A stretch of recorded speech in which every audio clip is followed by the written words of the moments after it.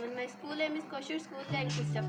Today I am going to tell you about this project. This project name is water cycle. Water cycle is the process due to which the water moves in our whole environment as the water falls from the cloud as the rain. It flows with steam, rivers and oceans. As the sun gets hot, the water from any water body will evaporate and again clouds are produced and again it rains. Assalamualaikum warahmatullahi wabarakatuh. My name is Scienc from class 7. My school name is Kosher School and College. My project name is Greenhouse Effect. The greenhouse effect works much is the same way all that gases in the atmosphere such as carbon dioxide trap.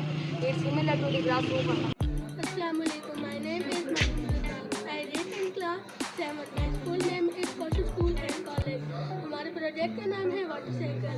हमारे माहौल में जो पानी मौजूद होता है हम इसे यूज़ करते हैं और इसे हम अनयूजेबल भी करते हैं और हम इसे रिसाइकिल भी कर सकते हैं. This is a keyboard, this is a monitor, this is a speaker, this is a printer, this is a mouse. I'm class 7th. My school name is Kosher School and College.